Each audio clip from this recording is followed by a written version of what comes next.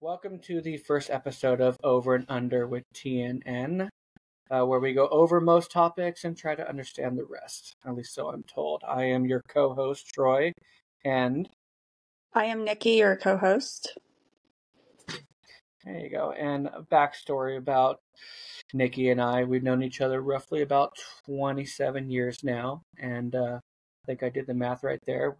Met my 8th grade year, and I believe it was your 7th grade year, correct? Correct. That's way too long of time there, right? It's longer than a lot of my relationships. Definitely is. Yeah, you're in too, I'm guessing, right? Yes. Definitely. Yeah. I like how you say that. There's like so much slight defeat, and they're like, yeah, that's true.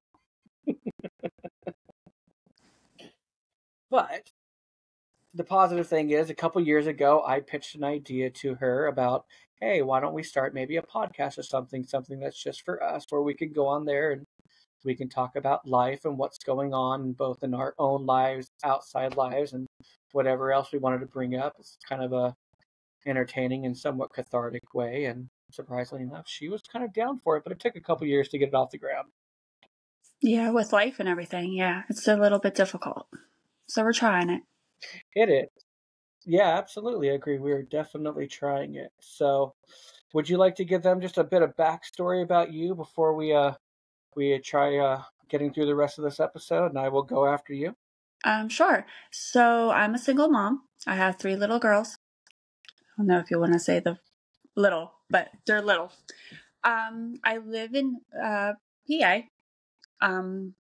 So I'm definitely far from home because I did grow up in California where I did meet Troy. I do have a fur baby, and his name is Huey, and he is definitely a big baby. But that's about it on my end so far. And we'll get into the rest as the series progresses. On my end, as I said, I'm Troy. I have 3 daughters from my first marriage. I have twins that are one age, and their younger sister. And then my marriage, I just got married again in October, which sadly you were not able to attend, but we forgive you. And when I got married to her, I also got 2 other daughters that are a bit younger, but so I balanced out to 5 now, which is funny because normally odd numbers are not exactly my thing. So we'll see how this one goes. I was born in Kentucky originally, moved around a lot because my dad was a trucker, cross-country trucker. And we finally settled in California when I was about 6.5, almost 7. And that's where I've been, and jumped around schools a lot. So my fur baby, I got 2 of them. I got Shelly, who you may hear park in the background in a moment, because I think someone was knocking at our door. And then we got Wilma. Shelly is a blue heeler, and Wilma is a Pomeranian Chihuahua who thinks that she owns the entire street and house and everywhere else. So that's kind of things on my end right now too. So brief summary. All right. So let's see. Our first episode, kind of kicking things off, is always a fun introductory thing. So you told them a bit about you. I've told them a bit about me. My dog apparently right now is wanting to tell them a bit about her. Which happens, we're going to get interruptions from time to time. But, it's funny thing is, with these kind of shows, I see a lot of them where they go through, like, the edits. And you'll see where they've been pieced together here and there. Although they've gotten really good at, piecing sporadically here and there. But something about podcasts that I've always enjoyed is, like, kind of the rawness of them on the channels that decide to do very little editing. To me, that makes it a bit more real and more about life, because you don't get to edit what happens in the background or what comes up, in my opinion. Like, there's no pause button where you say, oh, hold on, let me try that 10 seconds over again. I mean, at least that's with me. What about you? I think it adds more personalization to it. because then you don't look like a robot and all that stuff. You actually look like you're living life to the fullest as you possibly could. Yeah, no, I absolutely agree. And it's just kind of, I've always enjoyed those a bit more. Honestly, I kind of been looking up how to do podcasts periodically. Read about it a little bit more today. I've watched a few, obviously, and gotten some opinions. So we're going to go with what we're using right now is a podcast called Riverside, which we're using the free one right now, very minimal basis. And if it proves to be a good platform, a good recording tool, uploading tool, then I definitely would say I'd probably will be putting a bit more money into it. Because you can do memberships like $15 a month. It's like some odd. I want to say it's like $120 or something like that for a year. How you're billed, and they give you a bit more, obviously, with each tier. So this is definitely one that I want to give a try because it's one that's had the best review so far, as opposed to, I mean, in support of like sound and filming quality, things like that. So we originally were going to do our first episode, not just audio but video also, but her camera started I was freezing up, and I thought it'd be a lacking. little strange. Yeah, you're lagging a little bit, but again, you kind of had this smile that it was frozen on. Like, I think it kind of would have been funny because it'd been like, "Here's my picture. You'll just hear me now talk in the background." Yeah. So, Nikki, you actually came up with a really good idea about planning out some of our episodes. So not our next one. We got to figure out what to do with our next one. We'll probably label it when this one gets uploaded, or edit something in at the end, which is funny because I just talked about editing things. Um, but in 2 episodes from now, we're actually going to be doing kind of a taste testing episode, and probably should read the rules on that one of how much you aren't allowed to talk about alcohol and brands.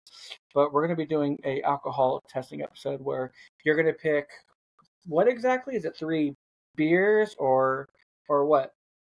So I'm gonna send you a mixture. You're gonna get, I Mm-hmm. think, a couple sours. There's sour beers. My favorite Mm-hmm. is sorbetto, so you're definitely getting one of those. And then people claim that Samucci is like up there with that. So I'll send you one of those, and then I'm gonna send you something that we out here in PA are known for, and that's our rye whiskey. So it's coming your way. Okay. Well, I definitely can't. It's so I'm not a big beer drinker. Never have, never will. I got the opinion. I haven't found one beer that doesn't somehow taste like another. So my wife has offered to taste them along with me. So I don't have that biased opinion of it already, and I'll actually kind of give it a try. And then on my end, I'm going to send you the, I guess, harder alcohol. I'm going to send you samples of Southern Comfort Brothers Bond, which is made by Ian Somerhalder and Paul Wesley from Vampire Diaries. Okay. It's their company's brand that they got together and made after the show was over, because I'm not sure if you've seen the show, but in the show, they're big bourbon drinkers. It's like there's not an episode that goes by where they don't have some sort of drink. I have to say, I'm not surprised by that because I remember that you were very into that show when it first came out. I'm getting back into it. Like, I never really fell out of it, and I kind of wish I could blame my kids. Yeah, I But don't think that's I'm gonna using happen. I'm using my kids as a catalyst to rewatch a lot of shows that either I've had an interest in or I grew up on. Like, okay, get this list. Right now, we are in the middle of watching Smallville and Buffy, and we're going to start Angel soon. We're watching The Walking Dead, The Last of Us, Quantum Leap, not the new one, the original. We're watching The Vampire Diaries. I just got my oldest into Teen Wolf, and because of that, my oldest, my twins now like Teen Wolf, and it's like we got like 10, 15. Oh wait, there's Supernatural. We're also into. So we're just going back and we're watching these different shows and stuff, and part of me is like, okay, I could deal with them. Like iZombie, like I enjoyed the show. Wasn't my favorite, but I enjoyed it. It was fun to watch, and I liked the comic. But my youngest loves iZombie, so of course for like a couple of Christmases, she got like iZombie pop figures and coloring books and all of the DVDs, the TV show DVDs, and of course, you know, if I get her favorites, I got to get the other one their favorites. So here comes Harry Potter, which my oldest loves Harry Potter, like everything about Harry. We went to Universal Studios Hollywood almost a year ago, and they talked my dad in, both the twins, talked my dad into buying their own Gryffindor cloaks that were like $130, $140 each. Oh my goodness. Right? It's just insane. Like, I hadn't been to Universal Studios during the day since La Palma Day Camp when I was in like 6th grade. Okay, so I have a really weird going question. back there and seeing everything different. Yeah.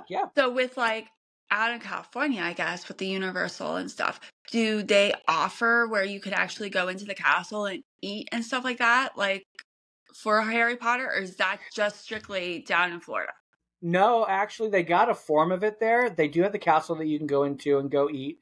Some of the hidden features you kind of either have to know about, like word of mouth, or you just got to be like up on the Harry Potter mythos of, oh look, here's that street, check this out, you know where this goes. So we found the castle. That was a lot of fun. We went to the wand store, and what it is I saw this line for the wand store. In my head, I'm thinking, why the hell is everybody standing out here for this?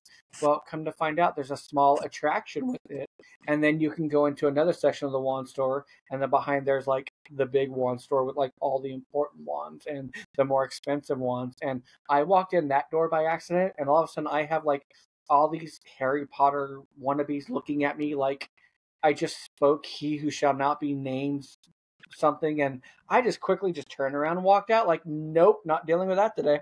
But you can go to Universal and be there for a day and yet not really see the entire park. Like there's an entire like section or two of Universal that we barely got to touch on because we were so busy seeing like the downstairs stuff and like Jurassic World and Transformers, and we did the Simpsons, the trams, and we barely got over to the side where like the Minions are and everything. We were able to ride that ride once, and then we had to leave. And it's like, you really need to go back there more than one day to kind of get that full experience.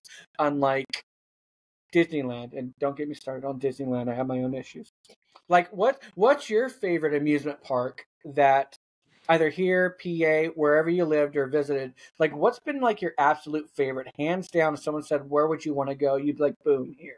Their rides like were nice, and like their roller coaster. We've gone to like haunted places around here, like the Haunted Mills and stuff like that. They're supposedly or Field of Screams and stuff that are scary. It doesn't compare to that by any means. Okay, but like when you say you go to those, are you going to those and they're giving you like back history or everything, so like you're a bit more prepared for it? Because people say it's repetitive with Knott's Scary Farm, but I mean honestly, to me, I feel like they change it up so much every year, and they add this maze, take that out, like it makes it somewhat fresh each time. Yes, and that's what I kind of enjoy. Like the things around here, the attractions around here, like Field of Screams and stuff, it stays the same.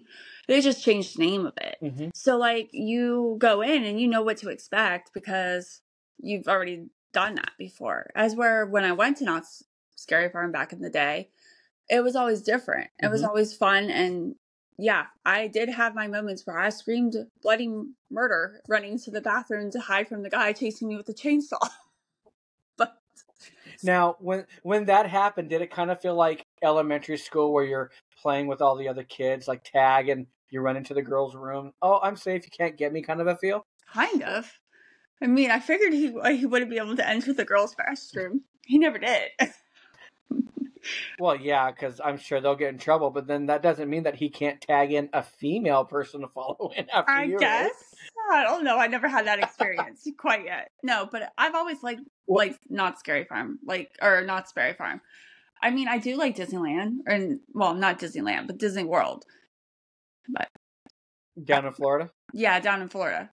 But I feel like once you've been there, you've been there. Does that make sense? Like, once you've rode on all those rides, they don't change, so you just ride them again. Yeah, yeah. I mean, now with Knott's Berry Farm, did you hear they're actually pulling out? They pulled out about three different rides from Camp Snoopy. They just shut down the I forget what it's called, but it's the one where you sit down on the like the cart and you actually use your own momentum to push the cart. You know which one I'm talking about? Yeah, I know what you're talking about. They just pulled that out after I want to say it's like 40 something years of it being in there or something like that. And I mean, they're starting to make changes to either. I'm not sure if they're going to update them, put in brand new ones or anything like that. But I was shocked because like the Woodstock, I guess it's the equivalent of Supreme Scream, Okay. where it drops you down. But this one, it doesn't just drop you down; it shakes you like it's trying to get money out of you, like you're a bank or something for a few seconds. And every time I see that, I'm like, okay, now we know where they're going to get shaken baby syndrome. Now, thanks, Knott's. You Yes. know, but they took that one out. They stopped the shows for now because obviously they're making changes and renovations. They took out the Momentum one and no idea what they're going to put in. So it's kind of nice. And they shut down Montezuma's Revenge because they're upgrading that finally. They're upgrading Montezuma's Revenge finally. I'm not sure if it's supposed to be this year or next year that it'll be back open, but it's supposed to be quote unquote a lot better. And they finally reopened Accelerator after having it shut down for like almost 2 years. Oh, wow. Yeah. Yeah, they did a lot to it. It took them a while to fix it. I mean, we have like local parks around here, like Hershey Park, which it's all about the chocolate there. But then like we have Oh, I hope so. but then we have like Dorney Park. Dorney Park, I guess, is a sisterhood park of Knott's, but it just doesn't compare. Like the rides are not very fun at all. Oh, okay. So it's kind of like in the Cedar Park family, but it's like the black sheep. Correct. Okay, that makes sense. Now if you had to choose between like Disneyland and Disney World, and I say Disney World, I mean you can only choose like one of the Disneyland parks down there in Florida to go to. Would you rather do the one in California or the one in Florida? So I mean, each of them have their benefits. Like me personally, I actually really I'm kind of biased because I proposed to my wife down in Florida at the Epcot Center, so I'm a little biased on this one. But I would go to the Epcot Center down in Florida. Not only is it memorable now for obviously me and my family, but I made okay. So, and as you know, I have an odd relationship with my first ex-wife. Her and I actually are damn near like best friends, which is great because we can work out a lot of stuff. It's very amicable, and I actually got her to help me plan the proposal for my wife. I'll just say her name, Christina. She helped me plan it, and we were able to keep it secret for 4 months. So we kind of knew when, how, and where. So we had to maneuver everything there. But the experience at Epcot of seeing all the different walks of life, I guess you could say, because they have their German, they have their Canada, they have Japanese. I mean, they have so many different culture areas there that to me alone, like I had a lot of fun there. There was this Japanese place that served some of the best what do you call it? Not sake, but it's kind of like it. It was this like purplish raspberry drink that it could screw you up within a couple drinks without realizing because it was slow to hit you, but when it did, man, you thought you're going to be walking down the Epcot Center talking to Elvis and holding hands with Minnie. I'll tell you that by the end of the third or fourth drink. Yeah, I definitely have to agree with you. I loved Epcot when I went there. I like the fact that I'm a big foodie, so it was like a breath of fresh air because in every like little section of the different cultures, you got to try whatever you wanted to eat there, and it was amazing. Right, and it's not the same. It's not the same thing over again. It's not. Oh, let's go to Mr. Toad's Wild Ride Burgers. It's like no, you got choices that you don't normally get at amusement parks. Correct. And you got your beers and your alcohol you don't normally get at all the amusement parks. I would love to try. Did you go down like during the food and Drink Fest over wine? No, but Melissa and her husband did, Russell. They actually went both to Anaheim's and Florida's when they both were doing theirs, and they said that it was some of the best food and wine that they've had ever down there, because not only were you getting what was normally, not so much normally, but typically there, which again by itself is amazing, but then they brought in everything else, and they said that there was so much to try. It was hard to be able to not walk somewhere, smell the food, and just kind of soak it in and then want to try it all. Because I made a joke with Russell. I'm like, hey, you're gonna walk in, to something, you're gonna walk out like 900, because there's just gonna be so many choices, and he had to agree with me on that. Yes, I've heard it's amazing, and that's when I want to go down again to Epcot, is to go experience that, I think. Well, yeah, I definitely would. Like right now, we're trying to plan out some sort of like family type vacation, and we've asked most of the girls like San Francisco, because all of them said they want to go there, and obviously Golden Gate Bridge, Alcatraz, the scenic views, a few landmark, the cherry blossom orchards.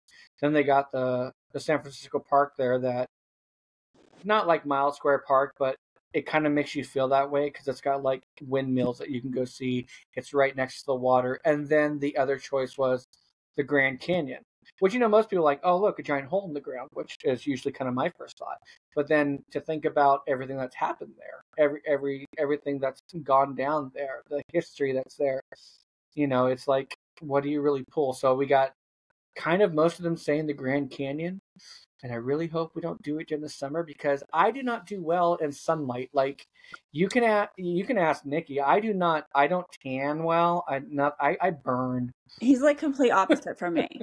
I love the hot weather and the sun, and he would rather be where I'm at now in the cold, snowy, icy weather.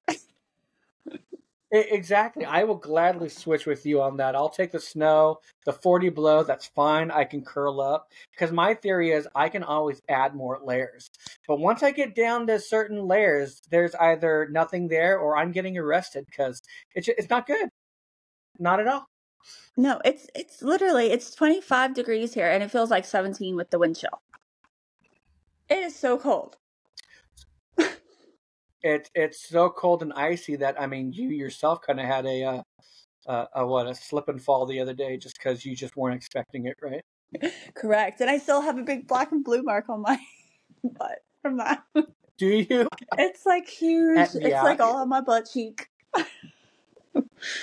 It's funny. It's like people are like, be afraid of black ice while driving. No, apparently be afraid of black ice while you're walking, driving, limping. It doesn't matter. No, especially when it's hidden under the snow, you just go down.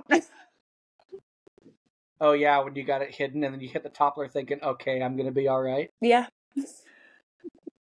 No. Yeah, like I honestly, I don't wish to fall like you did, and again, I feel bad for you, because, how can I put this nicely without fully offending you? You don't got a lot of meat on you at times, if I remember correctly. Like you're built, but you're like skinny in certain areas. So I'm sure when you hit hard. Yeah. Like bone. But I did have like my big, huge ski coat on, which I hopefully protected myself a little bit more than normal. But I probably would have got a text message from the emergency room of, hey, I fell on black ice. By the way, I split open my side. How'd you do that? Well, I'm skinny and bony. You would have probably just laughed. I'm the opposite. I laughed anyway. I'm not ashamed to admit it. I laughed, but at the same time, I laughed, but I was concerned. Like, okay, you fell. Oh, shit. Are you all right? Are you all right? Because I'm sorry, and no matter how many times somebody tells you I fell on ice, I picture this Looney Tune Bugs Bunny kind of a thing where they're just kind of shaking their hands for like 5 or 6 seconds and then they hit the ground. Yeah, that's how I kind of felt. Was that? Yeah. My oldest daughter was with me, and she was like, Mom, you okay? You okay? Are you okay? I'm like, girl, leave me alone. Let me get up first before I can answer to you if I'm okay or not. It's like, I'll tell you in a second. Once my soul re-enters my body, I will let you know. Yes. I was so sore though for like the next 2 days afterwards. Like I literally felt like I got run over by a car. Like it was really bad.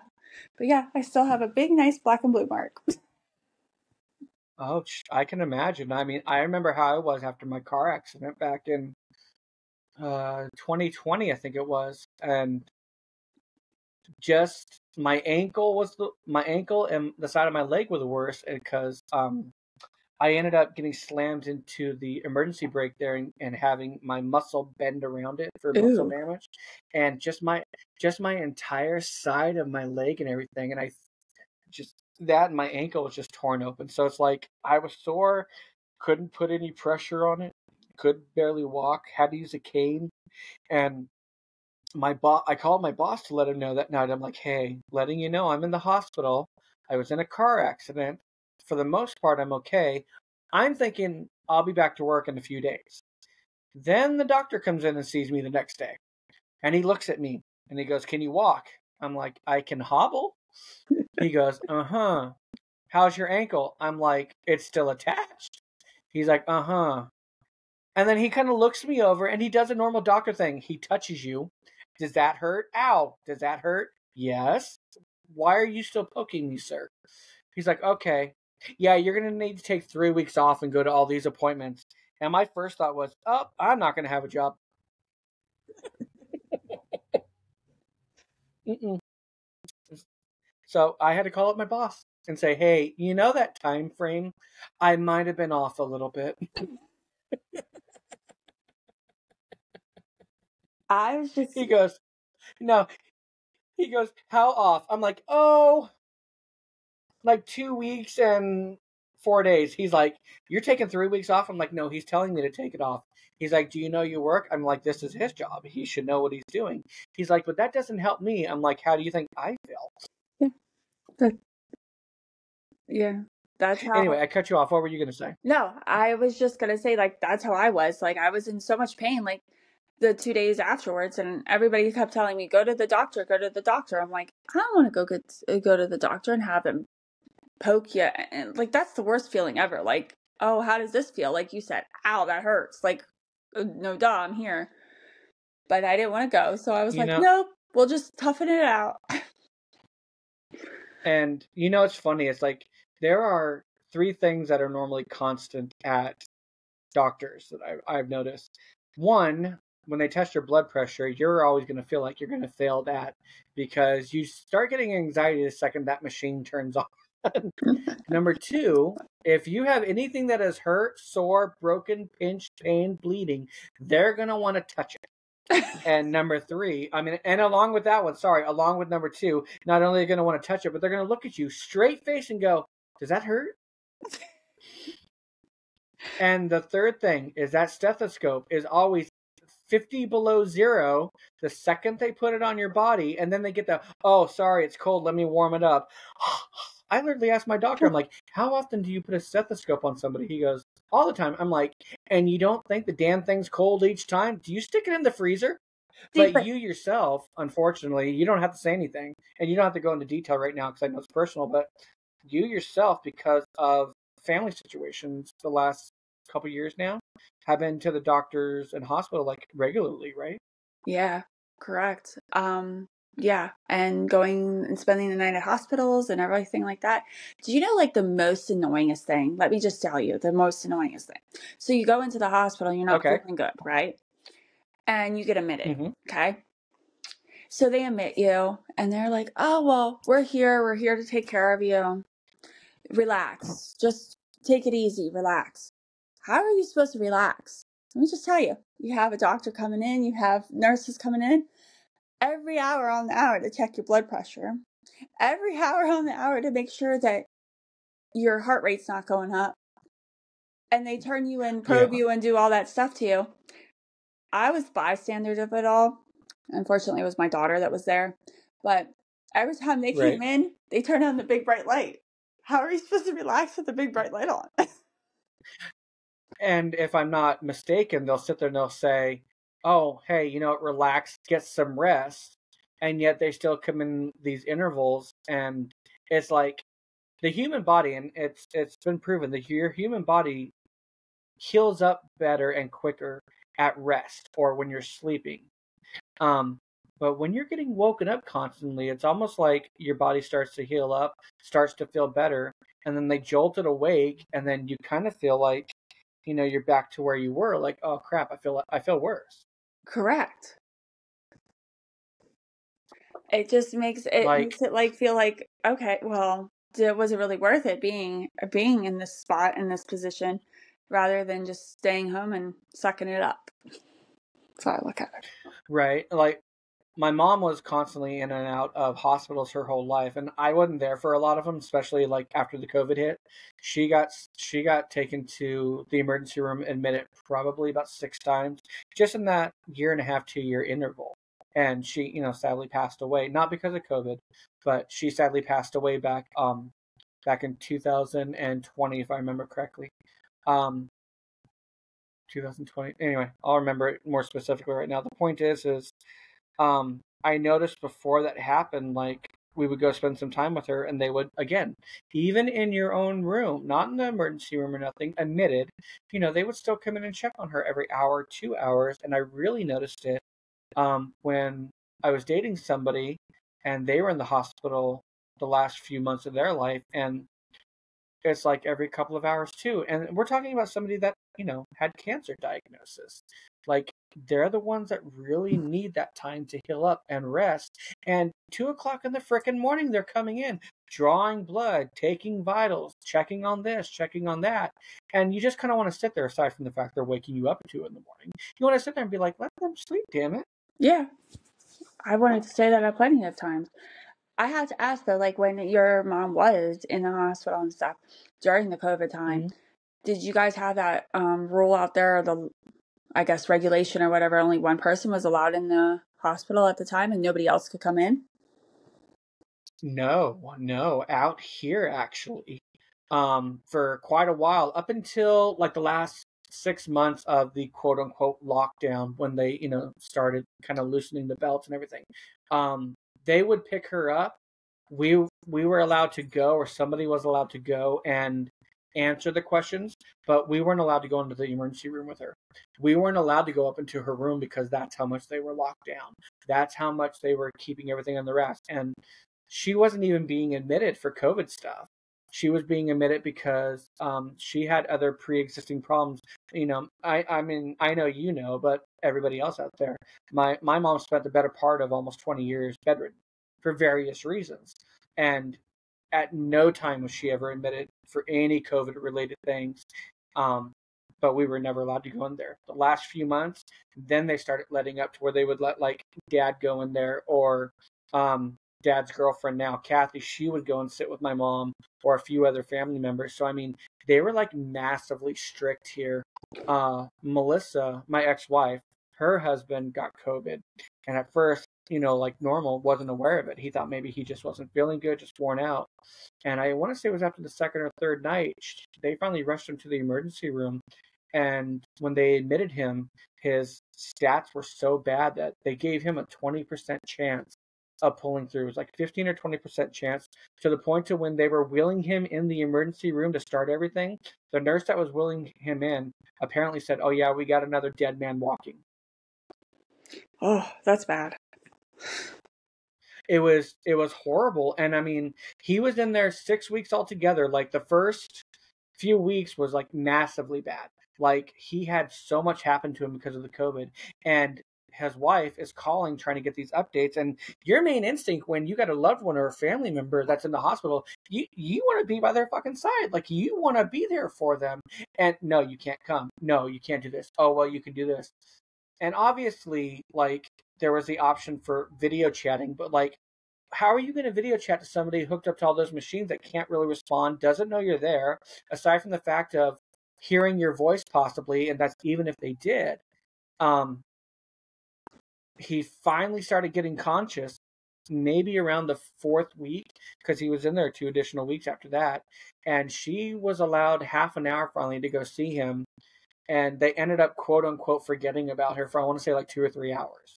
to where she actually got to finally be there and hear everything and get all the aside from the updates she got online through like Yeah. his medical apps and everything and whatnot, but she finally got to actually be there. And personally, I think that made such a massive change because he was in and out of it at that point. He was somewhat conscious, but not fully. But after she visited, he really started pulling through everything else. And I honestly think that was a huge turning point for him. And it's like, I get all of the rules and regulations because here's this, pandemic global virus that, we're trying to figure out, trying to stabilize this and that. We're losing so many people. I get all the shutdown precautions. I get everybody staying at home to work unless you are what they considered a frontliner and all that, which I will never take anything away from those people. A lot of them ended up being there getting sick themselves or whatnot. But there are certain points where the human side still has to be allowed to be there. Yeah. And I think that's where they lost some of it to me personally, because I'm not saying it would have worked for everybody, but some people that went in there not knowing if they were going to see their loved ones again or not, I think if they would have realized, hey, we're still here for you, had some of that contact, you never know. The human condition of bodies one way or another. You never know if it would have helped them or not. But to kind of have that removed from you, it can make a difference to me sometimes. I definitely agree with you on that one.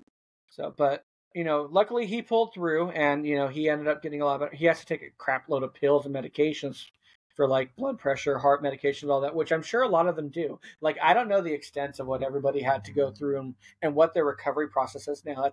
That might be something to look up and maybe touch bases on like a later episode of just kind of an update on, hey, we talked about this here. Here's some things we found out, but it amazes me how much different he is compared to how he was before he went in. And I'm actually really good because him and I actually get along pretty well. Again, I got a strange relationship with my kid's mother and their stepfather. Like, him and I were co-captains for a soccer team, and when everybody found out, they're like, wait, you're the ex-husband? I go, yeah.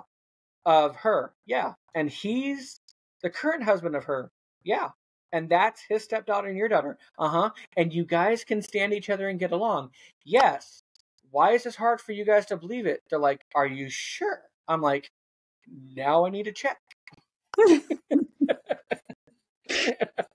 Like, you're questioning me. Was this a test I didn't study for?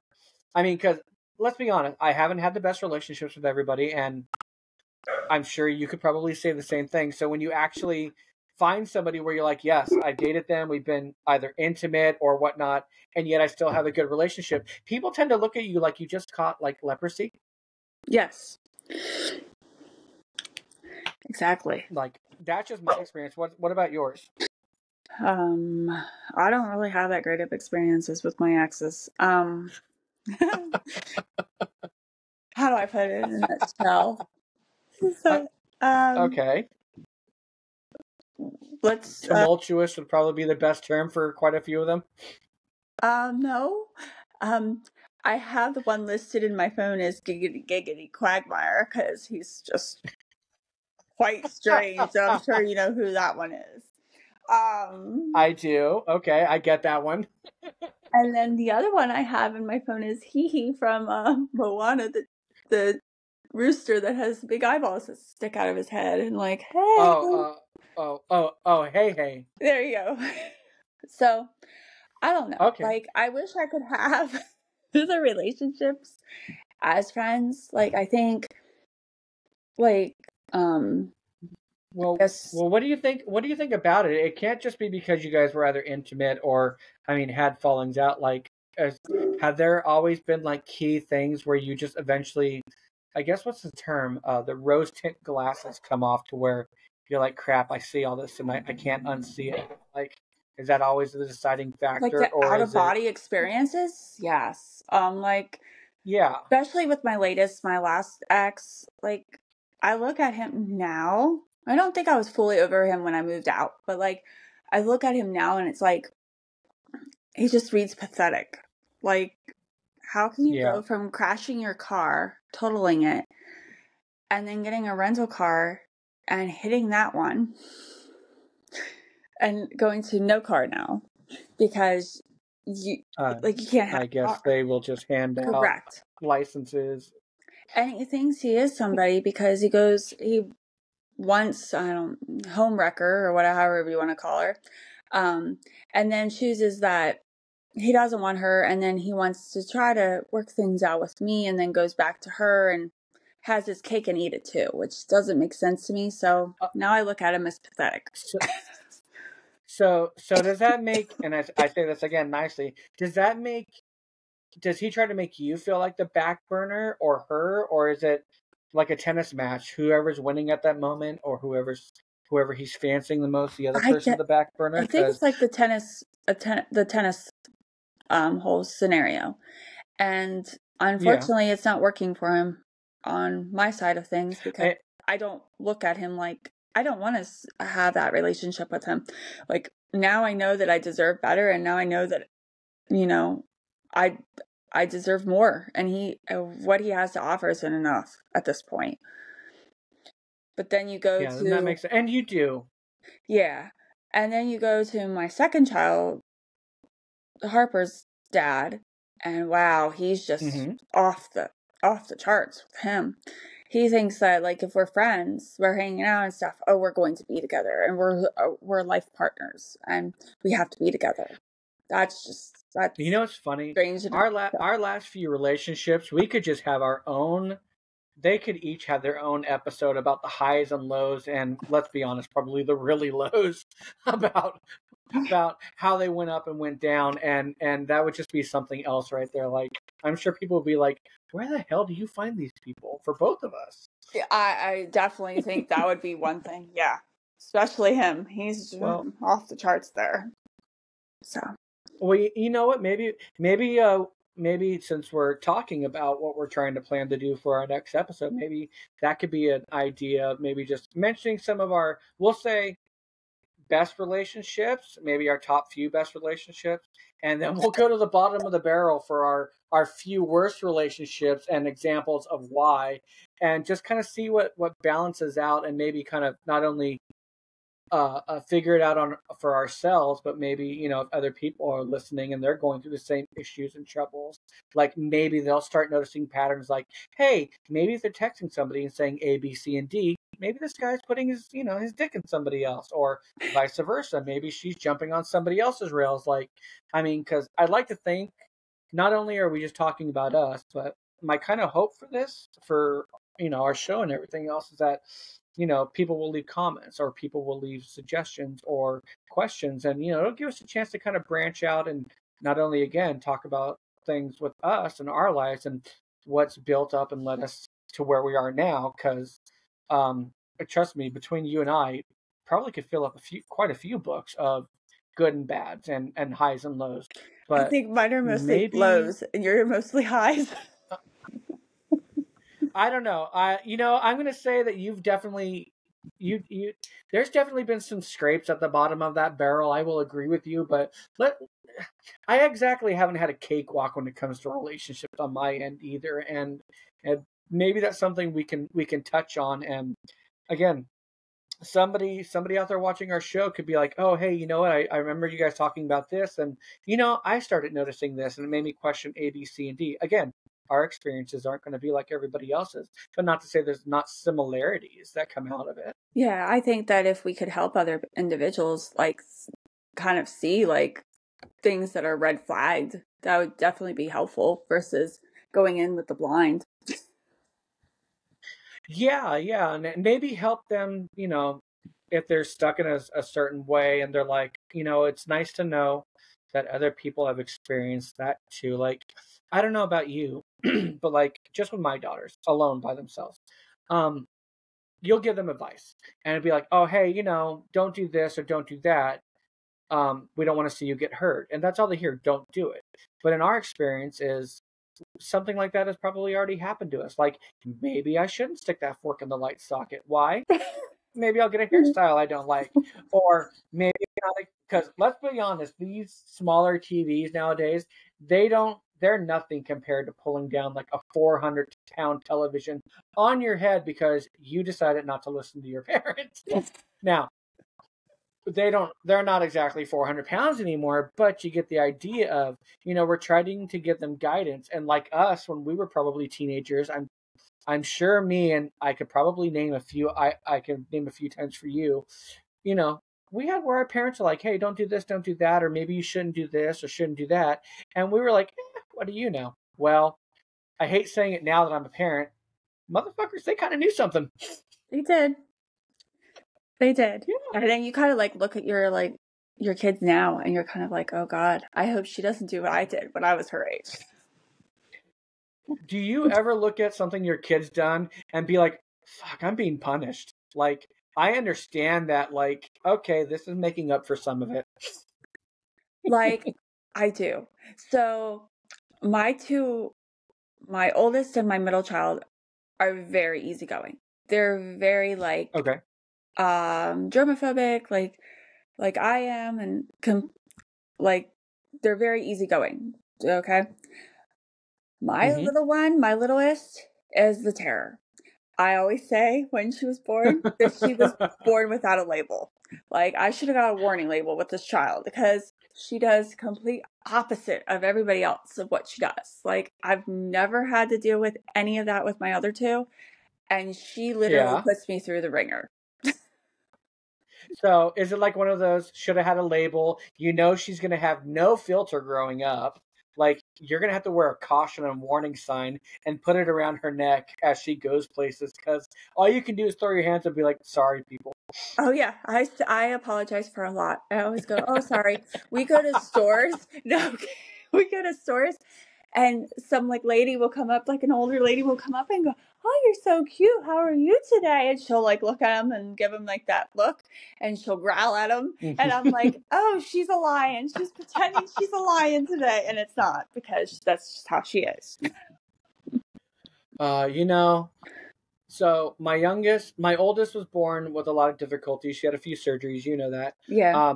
Few speech impediments and everything else. But like you, my youngest, oh my God, if there was ever a blending of the species between my ex-wife and I, my youngest is it. Like, no filter, doesn't care, tells you how it is, just like to the T. Like, some of the worst traits of my ex-wife and a few of her best ones, some of my worst traits and the best ones. And she has found this way of meshing them together in a way that sits there and make me go, oh God, like, I really feel bad for who tries to pressure her into A, B, C, and D, because she's just not going to give a damn. I'm going to get the phone call of, you need to come pick up your kid. Well, what happened to her? No, not what happened to her. You need to come pick her up because of what's happening. See, I'll get the opposite phone call. We always make a joke out of this because she like, I could see like my middle child is very like princessy and like doesn't like, she's like a little like China doll. Like, she doesn't like to be touched and she's like princessy.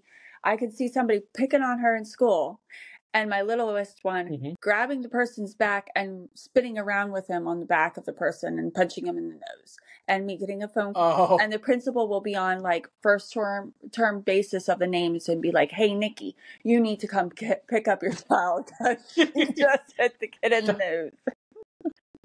Okay, so here, I got one for you, and this is going to take you back a little bit. Do you remember Norman? And when I say Norman, I mean Norman Friedman, the principal of Cypress High, back from 98 until 2002 at least. I believe we used to call him Pizza. Yes. Okay. Well, by my sophomore year, I was on a first name basis with him. Just because of how many times I had been sent to his office, thrown out of class, got told. I mean, to the point to where, like, probably a couple months in, I would walk into the main office. The secretary would see me, go, hey, Troy, how are you? And of course, I'm on a first name basis with her, the assistant secretary, the vice principal. Although I hated the vice principal, I believe you did too, because it was, Mr. Strickland, and we all had our issues with him. He kind of reminded me of a pencil neck back in the day. He reminded me of a Hitler that never went through puberty. Because let's be honest, he kind of had either the Hitler mustache or the Freddie Mercury mustache, but at least Freddie Mercury had some sort of talent. His was just kind of being an asshole. Yes. But I would walk into the office. They would all greet me by name. I'd walk in, and doesn't matter who was in there. I just plopped down. He'd be like, Troy, what'd you do this time? I'm like, listen, Norman, it wasn't my fault. Here's what happened. And then by the second month or so, he's like, just go to the I don't think we have enough paper anymore. Go to the office. I mean, go to the library, sit there, do your work. Just don't come back in here again today. I'm like, so I'll see you tomorrow. I didn't realize that you were in there so much. Oh yeah, I was in there so much. But here you want to know the fun part. Not only was I in there that much, and you would think I probably had like a crap ton of like detentions and all that kind of stuff, right? 4 years, I'll take that back, since junior high. So I'll label all of it in there. So 6 years of junior high and high school, I only ever got one Saturday school. And I got it for the stupidest damn thing in the world. I got it because somebody else stole my gym clothes out of my locker and took my locker, and it took me 4 days for my parents to get paid in order to buy new clothes, and she ended up giving me a Saturday school because I didn't dress out the entire week, even though I had a note explaining it all. That is what I got a Saturday school for. I loved gym, especially first period gym.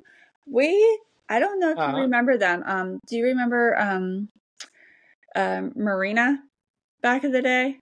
And Christina, she had bright pink hair. Christina. Well, I remember the hair, but I remember the names vaguely. We literally skipped first period gym. We would get dressed in our gym clothes and go out for attendance, get our names called and everything like that. We literally would go around the gym, go put on our clothes real quick, and go up the street and go get a coffee, come back. And the guy was like, he was like that bigger, heavier set guy, the coach. And he was like, I didn't see you guys go around. What time did you guys go? What was your times? And I said, well, didn't you see us going around? And he's like, no, I didn't see you guys going around. And then he looks over and he goes, well, where did you get those hot coffees from? They were in our lockers. Are you talking about the coach that was like the really plexi blonde hair? No, he was balding. And he had like he was a heavier set dude. I don't remember his name, but yeah, he was not very nice to us in the morning. I wonder why. Well, and it's not because you ditched, because you never brought him back a coffee. I can guarantee you that. It was probably that, but it was the fact that I never wanted to run in first period gym. Who did? Okay, you want to know how sad it was by fourth period when I had gym? You remember my old friend Billy? Yes. Okay, well, this ass would go out there, and we would, ready, set, go. We would go off there, and not even around the first corner, man. He's pulled out a cigarette, and he's sitting there smoking a cigarette while jogging the track. And the sad thing is, that motherfucker beat half the people that usually got the good times. They're coming in at like 6-7 minutes. He's sitting there doing his 4 laps, smoking a cigarette. He comes in at like 5 something. I'm like, what the hell? And the teacher would say nothing. Like, they would see him light up, see him running around, look down at the stopwatch, and you could literally see the clogs in their head working, and then they just shrug their shoulders and just keep looking at whatever else they're doing. Yep. And then, of course, the gym teacher, Coach Walker, loved that coach. I think he passed away, which is really sad. I forget how long. But he was like everybody's favorite coach. And he looked like an old wrestler, Ric Flair, to the point to where we got him to put on one of the wrestling belts during one of our sessions and woo as loud as he could, to the point that 2 teachers came over. It's like, did you guys hear something? Like, I love gym. Like, I honestly wish I could have stayed in it, because I think we only did it freshman, sophomore, and junior year, and then they didn't offer it your senior year unless you failed a class. No, I was very happy that they didn't offer it our senior year. Well, of course you were, miss. I'm going to go get a hot coffee and sneak off. Of course you were. Yeah. But it was funny because Marina would sit over there, and I believe her last name started with an F back in the day. Not knowing now what her last name starts with off the top of my head, but I was an M back in the day. And every time we Mm-hmm. would do that roll call for attendance, those damn seagulls would fly over and shit on her head. Jeez, oh God. You know, we had all those seagulls because everybody thought it was great to feed those seagulls at breakfast and at lunch, and it's Lunch. like our group hung out at that center spot that everybody just kind of took over during Spirit Week and Food Week and all that stuff. To the point to where I laid down, I took my nap. They're like, "Hey, we're doing something up here," and I'd be like, "Good, don't fucking bother me. I'm sleeping," and I just roll over and go back to bed. Like, I'm at lunchtime. This is my time. Get away from me. You got too much school spirit. Like, no, I think I participated in one school spirit thing my senior year, and that's when they did the karaoke contest. And what ended up winning? Three guys dancing in unison to some popular song back then. And I looked at it and I'm like, really? Okay, preppy. Yep. Shelly, stop sniffing those. Those are stockings. They have human candy in them. My dog. I unfortunately think we're going to have to start wrapping this episode up because I know we've kind of touched base on a lot of things. But do you have any last minute thoughts before we do? And if so, maybe any ideas about what to do for our next episode? Or are we going to go ahead and talk about maybe some past relationships or hell, even just school experiences that just kind of stand out in our minds from elementary all the way up through our graduation? What do you think? I mean, we can. That would sound great. That sounds great to me. And then the next one would be on that alcohol point testing.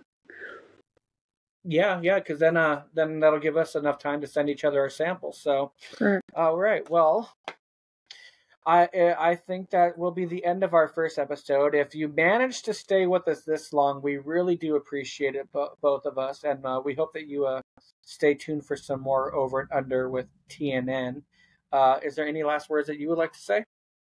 Not really. Have a good night, everybody. No. Or good morning, whenever you listen to this. Yeah. Good night. What is it, Jim Carrey? If I don't see you again, good afternoon, good evening, and good night. I'm not stealing this, so please don't copyright me. I'm just quoting it. I swear, YouTube, all right? All right, then I will talk to you next time, and we will talk to our audience next time. Please like, subscribe, leave a comment, but remember, we're both just regular people that have our own lives and our own jobs. Try not to be mean in your comments because, I can be an asshole too. So I will.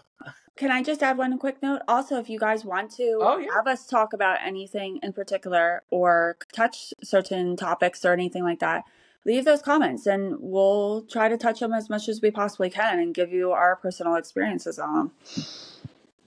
Absolutely. Whether it be live, personal, whatnot. Her and I pretty much kind of have no filter when it comes like stuff like that because we've experienced a lot. So please leave us your questions in the comments too. We'll get to as many as we can. So I do believe I will talk to you and we'll see you all in a month. So I hope you have a good night, Nikki, and I will you as talk well. to you soon. All right. Bye. Bye, y'all.